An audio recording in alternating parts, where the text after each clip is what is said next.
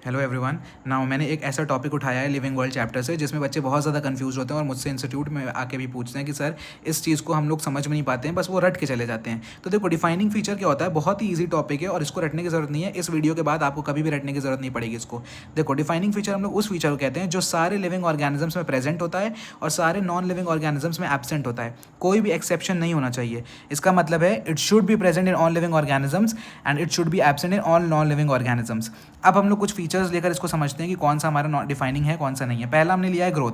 देखो, जितने भी लिविंग ऑर्गेनिजम्स होते हैं उनमें ग्रोथ प्रेजेंट होता है। इसका मतलब है पहला क्राइटेरिया तो सेटिस्फाई हो रहा है। बट जितने भी नॉन लिविंग ऑर्गेनिजम्स होते हैं उनमें ग्रोथ एब्सेंट नहीं होता है, क्योंकि उनमें भी ग्रोथ होती है which is extra cellular growth. हाँ, इंट्रा सेलुलर ग्रोथ नहीं होती है, बट एक्स्ट्रा सेलुलर ग्रोथ तो जरूर होती है उसमें। तो इसका मतलब ग्रोथ तो हो रही है। तो दूसरा क्राइटेरिया इसमें सेटिस्फाई नहीं हो रहा है। एक क्राइटेरिया सेटिस्फाई हो रहा है, दूसरा नहीं हो रहा है। इसका मतलब है ग्रोथ हमारा डिफाइनिंग फीचर नहीं है। Now let us come to the next feature which is reproduction. Reproduction देखो, एक क्राइटेरिया सेटिस्फाई कर रहा है कि कोई भी नॉन लिविंग ऑर्गेनिज्म रिप्रोड्यूस नहीं करता है। इसका मतलब ये एब्सेंट होता है सारे नॉन लिविंग ऑर्गेनिजम्स में। बट दूसरा क्राइटेरिया सेटिस्फाई नहीं हो रहा है that it should be present in all living organisms. तो रिप्रोडक्शन हमारे सारे लिविंग ऑर्गेनिज्म नहीं कर पाते हैं। जैसे हमारा वर्कर बीज होता था, हमें पता है ना कि क्वीन हमारी फर्टाइल होती है और ड्रोन हमारा फर्टाइल होता है, मेल और फीमेल जो होते हैं।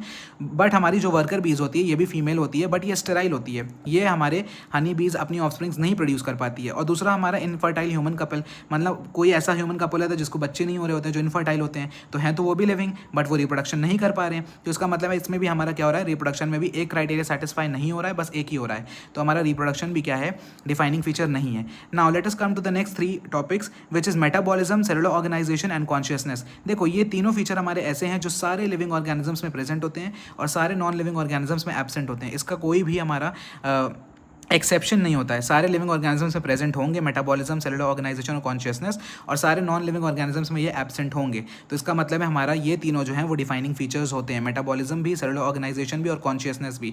बट ग्रोथ और रिप्रोडक्शन हमारे लिविंग ऑर्गेनिजम्स ग्रोथ और रिप्रोडक्शन हमारे डिफाइनिंग फीचर्स नहीं होते हैं। क्यों? क्योंकि हमारा क्राइटेरिया दोनों सेटिस्फाई नहीं हो रहा था। दोनों एक एक क्राइटेरिया सेटिस्फाई कर रहे थे, एक एक नहीं कर पा रहे थे। तो इसका मतलब है ये हमारे डिफाइनिंग फीचर्स नहीं होते हैं। अब मैं इसको थोड़ा सा जूम आउट कर देता हूँ ताकि आप लोग को अगर स्क्रीन शॉट लेना हो समझने के लिए तो आप लोग ले सकते हो।